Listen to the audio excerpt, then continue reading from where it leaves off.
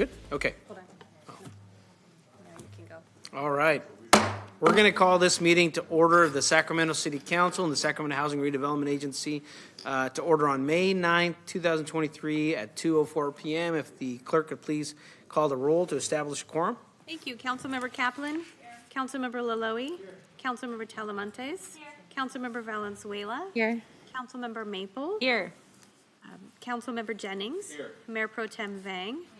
Vice Mayor Guerra. Here. And we expect the mayor momentarily. Perfect. Thank you very much. Look at that, on cue. Yeah. All right. And Mayor Steinberg.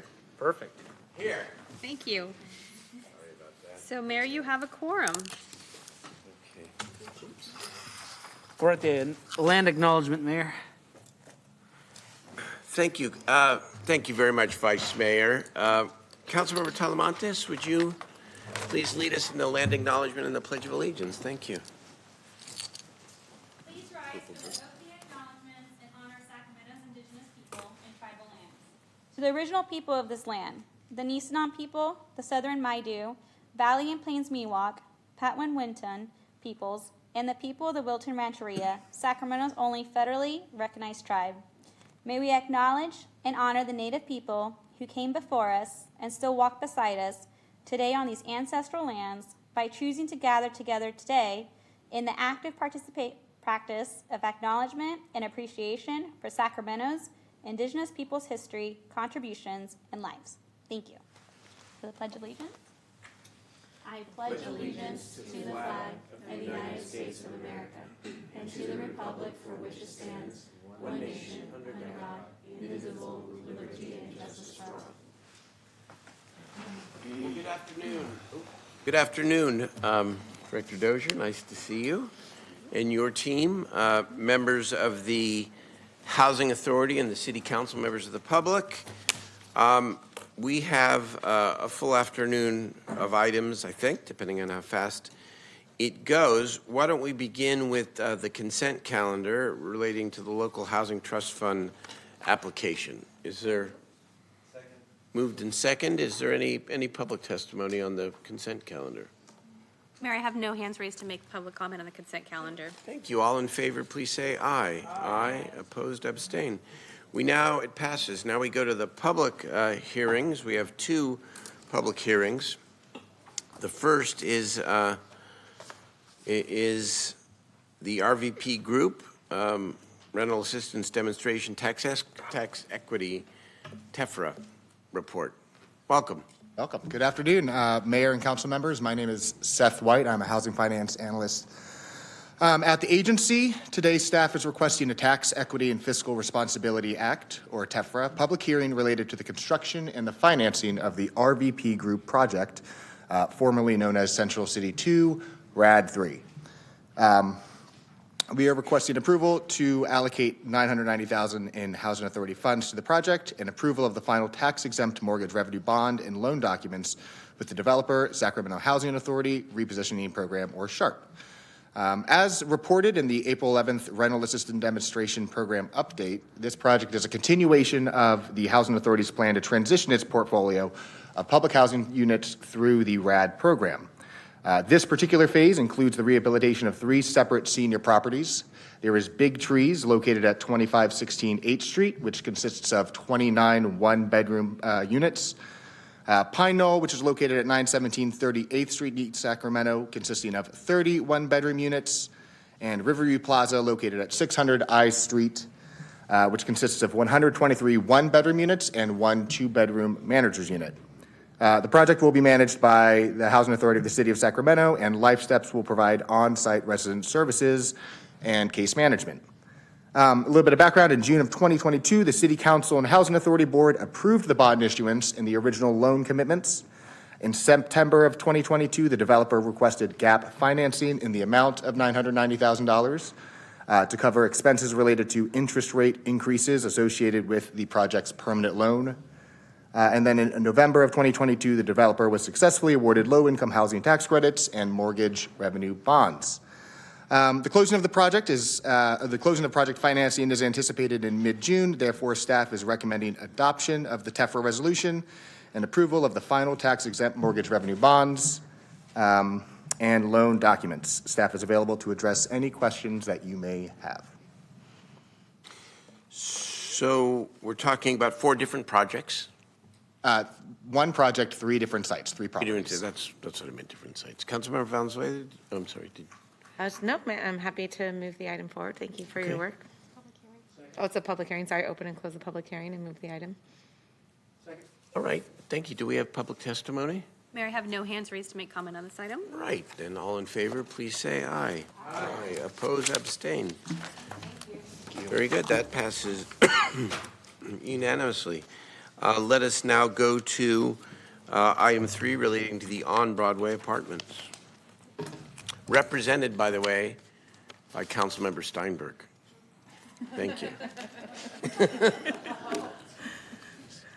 Just saying. Go ahead. Good afternoon, Mayor and council members. My name is Whitney Bonner, Program Manager in Development Finance and Portfolio Management. Staff is requesting a Tax Equity and Fiscal Responsibility Act, TEFRA, public hearing related to the construction and financing for on-Broadway apartments. Approval to allocate an additional $4 million comprised of $3.3 million in permanent local housing allocation, or PLHA, and $700,000 in mixed income housing funds, and approval of mortgage revenue bonds and final loan documents. Background on the project: this is a new construction, 2-story. This is a new construction, 2 5-story building project located at the corner of Broadway and 19th Street that will consist of 140 1s, 2s, and 3-bedroom units, all below 60% of the area median income. 37% of the 37 of the units are reserved for project-based voucher residents at 30% area median income, which overlap with the 37 No Place Like Home units to serve residents who are in need of mental health services and who are experiencing homelessness.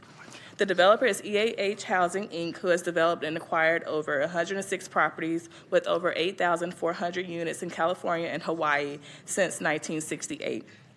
On-Broadway apartments will be their first affordable housing project in the Sacramento region. Both property management and resident services will be provided by EAH Housing. Supportive services will be provided by Sacramento County of Health Services, or DHS. They will be responsible for the mental health supportive services and coordination of other supportive services needed for the 37 No Place Like Home residents. Additional background: in December of 2020, Council approved a total of $3.3 million of home and housing trust funds for this project. The developer is now requesting additional financing in the amount of $4 million to cover an increase in project costs like raw materials, wood, and concrete. Other funding sources include affordable housing sustainable community, ASIC, or tax credits, No Place Like Home, and a conventional bank loan and deferred developer fee. In November 2022, the developer was successfully awarded low-income housing tax credits and mortgage revenue bonds. In closing, this project's financing is anticipated for a mid-May closing. Therefore, staff is recommending adoption of the TEFRA resolution and requesting approval of the additional $4 million allocation and approval of the mortgage revenue bonds and loan documents. Staff is available to address any questions you may have. Thank you. Very good presentation.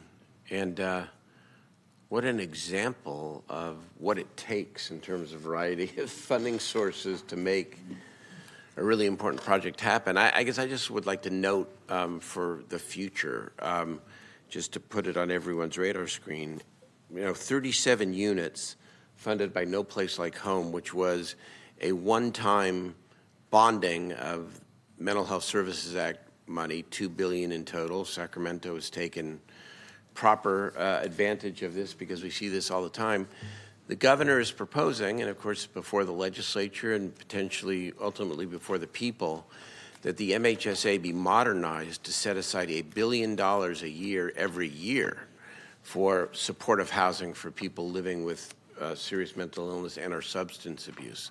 And imagine, I'm for it, by the way, imagine if there was that source of ongoing funding for a population that really needs the help, and it's something, that through Law and Ledge and or council, that we may want to take up in terms of weighing in on this. I know some of our friends in the mental health advocacy community are concerned, if not opposed, because, well, what about the existing programs? Fair. but the money is growing and continues to grow. And if housing is a key and the key to helping this population and our community and our state, then let's all get behind a modernization. If I can be behind it as, pride of authorship from 20 plus years ago, I think others can as well, because any good law ought to be looked at every 20 years or so and updated appropriately. And we need more housing money, because look what you did here with this project. Thank you. Is there public testimony? I have no hands raised to make comment on this item. Okay. Thank you. Yes, thank you. My district. Second, very good. All right, all in favor, please say aye. Aye. Opposed, abstain. Very good, that Mayor, passed. for the record, that was a motion by Councilmember Kaplan and a second by Laloe. Yes. Very good. All right, we move to the discussion calendar, and this is workshop number 2 on, is it CDBG? Mm-hmm. On CDBG.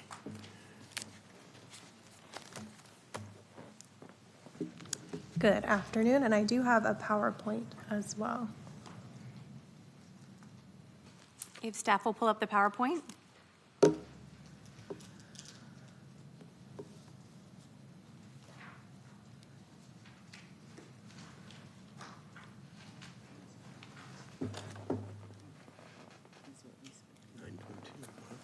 On this project. I mean, that's great.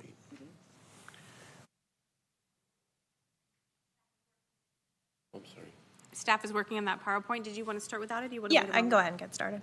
So good afternoon, council member and mayors. My name is Stephanie Green. I'm the Federal Programs Manager at the Sacramento Housing and Redevelopment Agency. And today I'll be presenting the second workshop for the 2024 Annual Action Plan and Allocation of Community Development Block Grant, or CDBG funds. And as a reminder, the action plan process started at the beginning of the year with workshop number 1 in February, where I presented an overview of the process, the action plan process, eligibility, and also past projects that have been funded. Following that workshop, staff met with representatives from the various city departments to identify potential projects, and we have reviewed those for readiness and eligibility. SHRA also received and reviewed project suggestions from council members.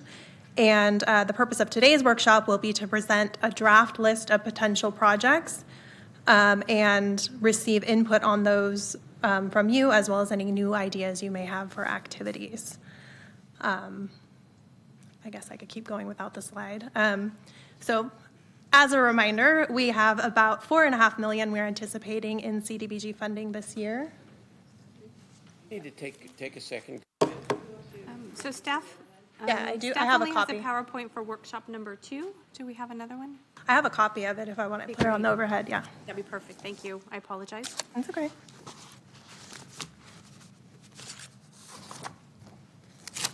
I have a copy, Christy. I've never used this before, so. Just set it down? Okay. Yeah, it's facing you. All right.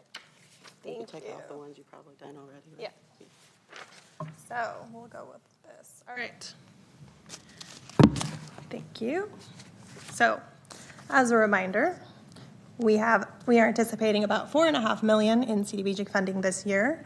And this slide shows an estimate about how those funds will be allocated.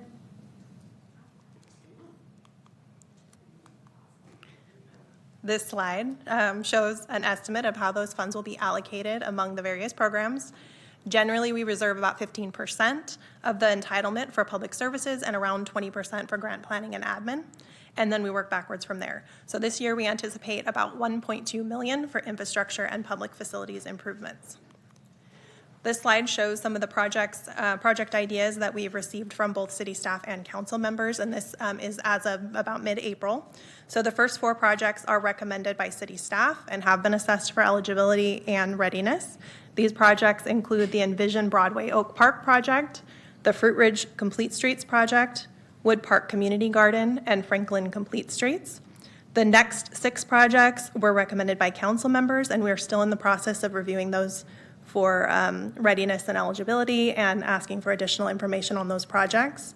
Those include the South Sacramento Safe Bike Routes Project, the North Point Project, Robla Park, Ninos Park, Thelma Park, and the Patio Avenue Project. We've also recently received 2 project ideas from District 3, which include a sidewalk and a park project that do not show up on this slide.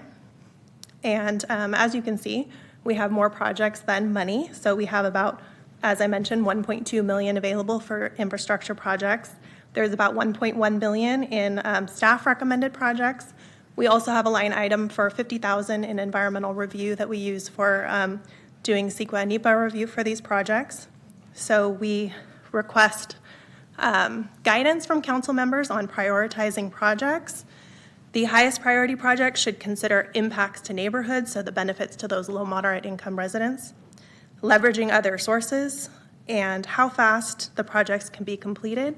So we'd like to see that projects are ready to move and can be completed within 12 to 18 months. And keep in mind, if project ideas are not fully fleshed out in time for the 2024 action plan, we can always consider them for 2025 or future funding. So I'll wrap up by reviewing the process moving forward. As mentioned, this is a draft list of projects, and over the next few months, we'll continue to meet with city staff as needed to refine this list with input received today. Then in October, we'll return to City Council with a final list of projects for approval, and the final action plan will be submitted to HUD in November. So that concludes my presentation, and once again, we welcome any ideas or input that you may have. Thank you. Very good. Thank you for the presentation, working through all of that. Let's go to the council. Councilmember Valenzuela. Thank you, and thank you for this presentation. I appreciate the list and the limited funding. I do need to put another project on the radar, though, however, since, there's only one pool in the entire central city at Southside Park, and it is unfortunately unable to reopen due to repairs needed. So I'd love to see if there's any opportunity. We're trying hard to free up money from other sources as well to see if that can make it onto the list. If not this year, then in the near future. So thank you. Thank you, Councilmember Laloe. Thank you very much, Mr. Mayor, and thank you very much for that detailed presentation. I know we briefly talked yesterday about Robla Park, and I see that it's TBD. Do we have an estimated timeline for that project? So currently, we don't have an estimated timeline, but that's where we're going back now and talking to city staff to get a feel for actually what that design could look like. Because as I recall, you were looking at doing a community center? A clubhouse. A 'cause clubhouse. The facility doesn't have bathrooms or any kind of a gathering space. So that's the information we need from the city staff so that then we can see exactly how much we're talking about and how we leverage other funds. That's going to be key. Thank you. Okay, thank you. Councilmember Maple. Thank you. First of all, thank you so much for the presentation. I also really just wanted to commend SHRA staff for really helping me understand this process. We've had multiple calls now and meetings, and so just really appreciate the time that you've taken to help me get up to speed and understand it. So thank you. I think having the Envision Broadway project at the top it makes complete sense. It's a huge priority for the neighborhood, for the community. It's one of the most unsafe corridors in our city, and we do have many accidents and car and pedestrian fatalities in that area. And so I think this is in line with our vision and goals around Vision Zero. And so I'm excited about that, as well as Franklin Complete Streets. And then for the last one on here, this is an idea that came from a constituent of mine about, as I've said this a few times at the dais, but I think I have the most corridors or business corridors in my district between Broadway, Stockton, Franklin, Florin, Mac, and Freeport. And those have a lot of opportunity, but also a lot of challenges in terms of safety and the ability for people to get around, walking and biking and so on. And so this idea came from a constituent that said, hey, I cannot ride my bike on Stockton Boulevard for obvious reasons or Broadway. And so, organically through the community, we've created these safe streets or safe routes meaning that they've coordinated with their neighbors and found ways to safely get from one area to the other using residential service streets and so on. And so the idea was, could we put up signage or striping or both and help people understand where these like organic safe routes are in the meantime while we're trying to accomplish our bigger goals around Envision Broadway and complete streets. And so just so the council knows, that's where that came from. But I did have a call this last week with SHRA and our transportation planning team, and was informed that there's a similar project sort of underway, Streets for People, and that's Jennifer Dolan Wyatt and her team. And so I think, the consensus that we came to on that call is maybe this isn't a this year priority because, there's some planning that still needs to go into that. So as much as I would love to move it forward, I also recognize that, we have limited resources and sounds like we have a little bit more work to do to figure out the planning side. So I just wanted to give that context for everyone. Thank you. Thank you. Councilmember Kaplan. Thank you, Mayor. Just want to give a little bit of context to my fellow council members. This area is over in the Robla neighborhood, is included in the SHRA area, but this is the only neighborhood park. So when we talk about parks and equity, I'm working on the area just south, Glenwood Meadows has no neighborhood park. This one is extremely small, is the only neighborhood park, doesn't have a lot of accessibility features. So that's why I requested this on the list so that it can get new playground equipment, some accessibility, ADA. So I hope that my fellow community member or council members would look at that understanding. This is the only neighborhood park in the greater area surrounding it. Thank you, all of you, for putting important projects on the table here. Vice Mayor Guerra. Thank you, Mayor. I wanted to first thank all of our team here that's put together the work on the Fruit Ridge Road effort. It's sadly, I think, for some of you to remember, we had a fatality on 58th and Fruit Ridge from a young student walking to school to West Campus, and it was hit there on Fruit Ridge Road. And so the fact that we're moving forward here, at least putting a proposal forward to address the safety issues on Fruit Ridge Road, and appreciative of that, and hopefully we can change the conditions there, where you do have major diesel truck traffic and other industrial traffic coming through the neighborhood. I wanted to, ask, how this, particularly for Stockton Boulevard, Councilmember Mabel and I share that. We have the overall Stockton Boulevard transportation plan, and one of the key components that's there is obviously the active transportation component of the bike lanes to review, but the other piece is the concept of the bus rapid transit, the build out. And, my understanding, and I'd like to see if SHRA could work with Henry Lee or the director over there to see how we do a joint proposal. If there's a joint proposal, to be able to draw down federal dollars.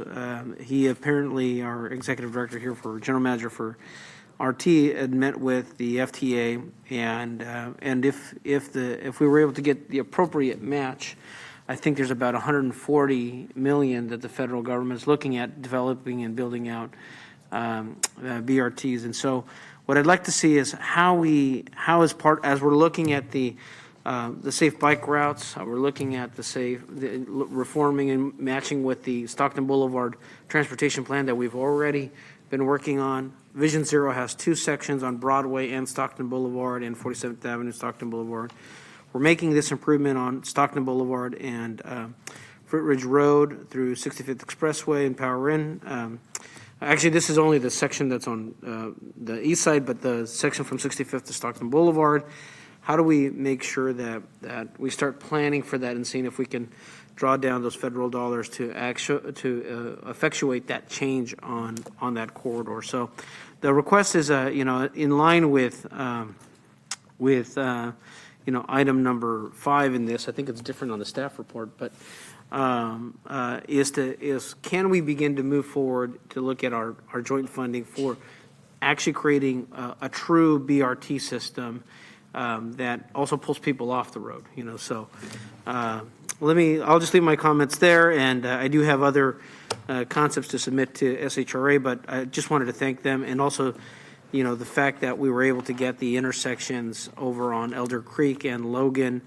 We also had a fatality there, unfortunately, before we were able to get the intersections, but now being able to have intersections and crosswalks has changed that area significantly. So thank you with that, and I'll leave it at there.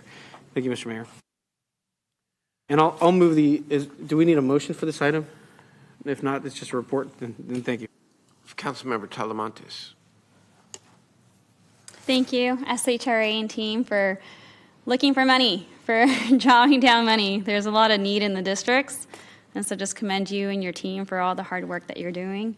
I submitted a few more things. I drove around my district yesterday, dropped pins, took pictures, wrote down exactly what lights were needed, what sidewalks were needed, and I submitted those too.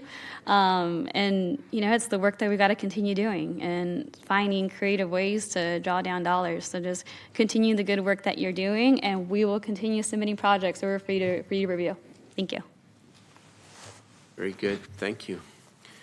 This is a really important process where the members in the community can put forward really important projects that maybe are of slightly more modest cost, where it's possible to actually get things done that we can't get done through the general fund. So this is important, and thank you.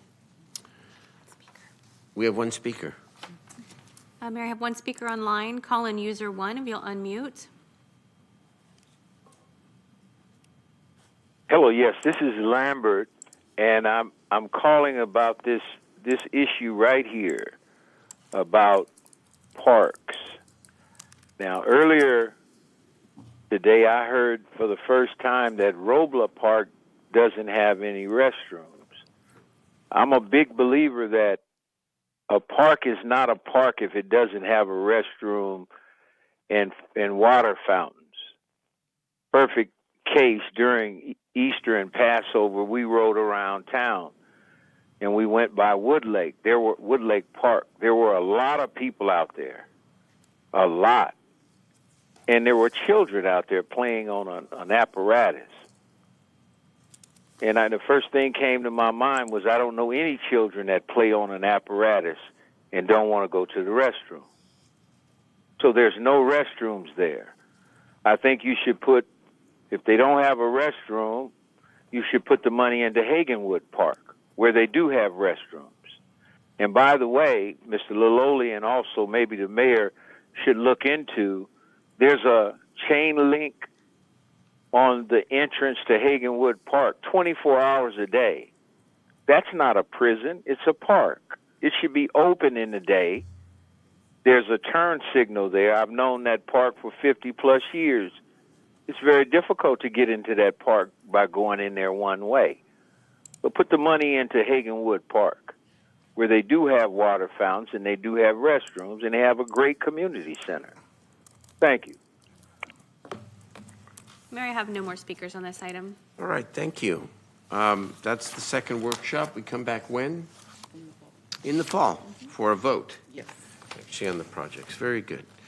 We move to the last item for the day, which is discussion item 5. Who is presenting on this home key project? Swikert? Yeah, good afternoon. Before I begin my presentation, I'd ask that a video highlighting the home key program and projects here in Sacramento be shared with the council.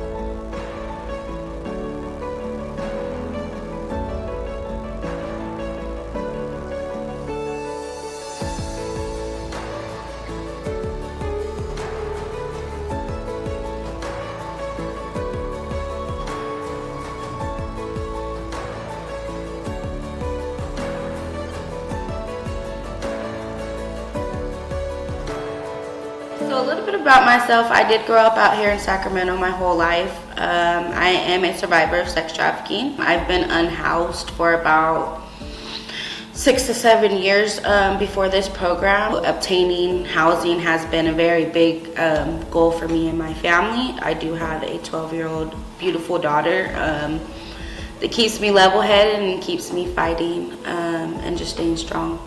I used to just be on edge all the time. Having PTSD, it doesn't help that very much either. Just being here has been able to help my mental health, help, be a better mother. And so honestly that, just being able to teach me that I don't have to live in survivor mode anymore. Just knowing that my daughter doesn't have to live the same cycle of life that I had to live. Knowing that, hey, I don't have to worry about, do I have to figure out where I'm gonna eat today, or am I gonna have somewhere safe to be with my kid? Here, I can go in, lock my door, and just feel really safe here.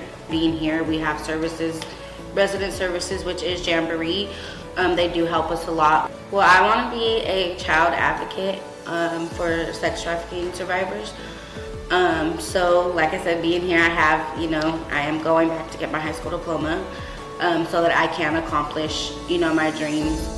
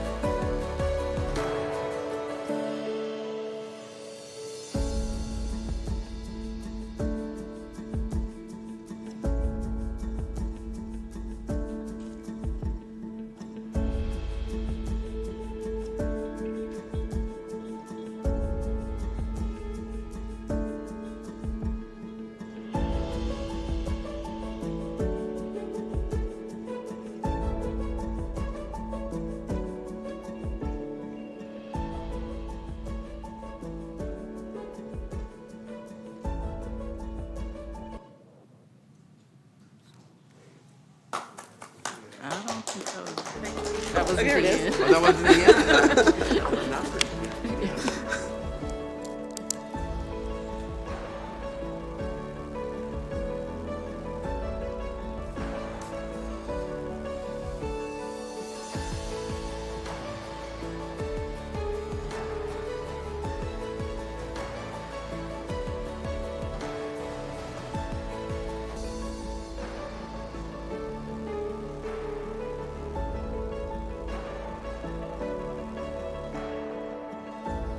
You guys have given me a chance to restart my life and to become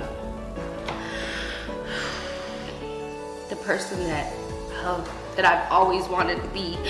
I've always wanted to be somebody that my daughter can look up to. Beautiful. Wow. You don't need to say anything more. Okay. Okay. Just say a few more things. Okay. But yeah. So as illustrated in the video, the state's Home Key program provides funding to projects that will quickly provide housing for those experiencing homelessness. And this is the third year the state has made Home Key funds available. To date, SHRA has successfully received funding for 3 motel conversions through the program. And round 3 Home Key notice of funding availability was issued on March 29th with a statewide allocation of $736 million. Sacramento's regional allocation is $37 million. Last month, the County Board of Supervisors approved allocations for 2 Home Key projects located in the unincorporated county of Sacramento, the existing Arden Star and Super 8 motels. This report recommends approval of a Home Key application for $20.3 million plus $3.2 million consisting of city homeless housing assistance and preservation, or HAP funds. This morning, the Board of Supervisors approved $2 million in Mental Health Services Act, or MHSA, for the project. The proposed project, Roadway Inn, is located on Howe Avenue and Interstate 50 and will convert 101 motel rooms into 69 studio units for permanent supportive housing for homeless individuals. In addition, there'll be one manager's unit. The developer is Hope Cooperative. Hope currently owns 7 affordable housing developments and is partnering with developers with an additional 3 projects. John Stewart will serve as the property manager, and Hope Cooperative will provide resident services on site. The project will have 24/7 desk coverage and 4 full-time case managers to assist residents. 2 of the case managers will be provided by the county through the MHSA funding. In addition, project-based vouchers have been awarded to the project. A full rehabilitation of the interior and exterior will be undertaken, with kitchenettes added to all units. Several of the existing rooms will be used to create offices and other meeting spaces, and there's a large community room and kitchen. Site improvements will include fencing, a pet area, and converting parking area to landscaping and gathering space. So the application for the home key funds will be accepted in the very near future, maybe tomorrow, and with award notices released late this summer. Construction of the improvements will commence shortly thereafter, and per home key regulations must be complete within 12 months. So in conclusion, staff's recommending approval of the home key application and funding for the roadway in, and it's available to answer any questions you have. And we do have Aaron Johansson from Hope Cooperative here today with us as well. So just wanted to point that out. Welcome, Aaron. Do you want to say a couple words? Actually, I would request Aaron talk a little bit, because I didn't touch on it on the sorry, I'm having a blank. On your workforce housing. Yeah. Thank you. Thank you. Thank you so much, and I appreciate this opportunity, Council. This project, and thank you to Vice Mayor Guerra for all of your support on this project as well. One of the most interesting parts of this project to me, that we need permanent supported housing desperately, so that's one.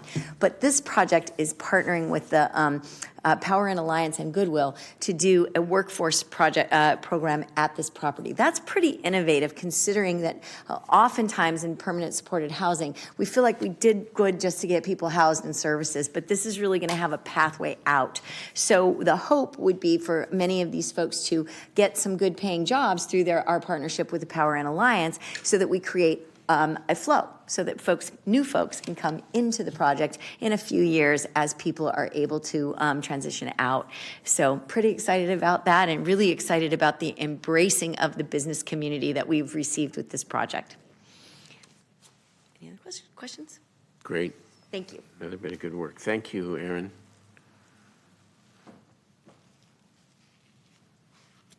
Any other questions? Vice Mayor, of course. Yeah, if there's no public comments, Mr. Mayor?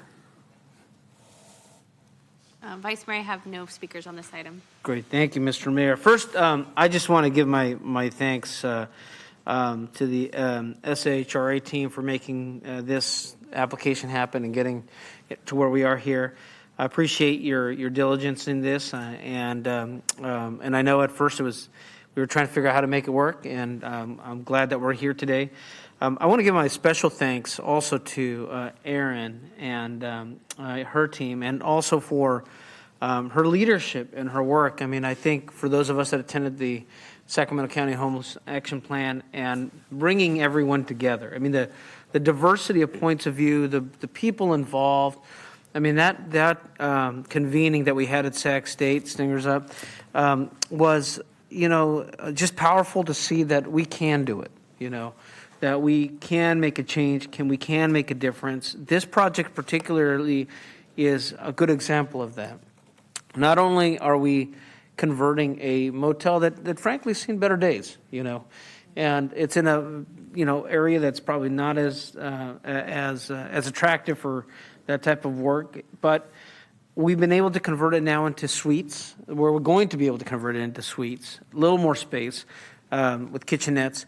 And the exciting part is that because of the work that's out there, being able to work with the Power and Alliance and the partners out there, there are a lot of jobs out there too that could lead to steps where you don't need a 4-year degree, where you can go and hopefully create other partnerships, and maybe we can bring in some of those other manufacturers and industrial folks that are paying well above the minimum wage to participate in this. And I just wanted to thank Erin for her leadership in thinking of a path forward, so that as she mentioned, permanent supportive housing isn't just for one family that comes in, but it's making space and room to help other people through their journey. So with that, Mr. Mayor, I think we need to open and close the public hearing on this one. And Just a discussion item. it's a discussion item, yeah, then I'll go ahead and move the item, Mr. Mayor, and very proud to have this in our council district, and with so many great partners. Ditto to everything you just said about Aaron and the agency on this, working together to make this happen. Rick, Councilman Jennings. Thank you, Mayor. I just want to join Vice Mayor and my congratulations to SHRA on all the work that's happened in the past, the work that's happening today, and the work that I know will happen in the future. Great job to everyone. I was trying to keep up with the numbers. I was trying to add up all the numbers from all the different hotel conversions, and I lost track of it at some point in time. But it seems well over 400 units that have come up over the years. And I know my numbers are probably off, but I think this is really, really important. And Aaron, the project that you just talked about, I'm hoping that's a pilot project that becomes a permanent part of the program. So it's not just housing we're providing, but also we're providing the opportunity for employment and jobs. And so that's what I'm very hopeful for, because I think once you have someone in, and the video that you did was so incredible. I mean, the testimony really let us know how this can change lives. And so it was a very nicely done video, and I want to compliment you on that.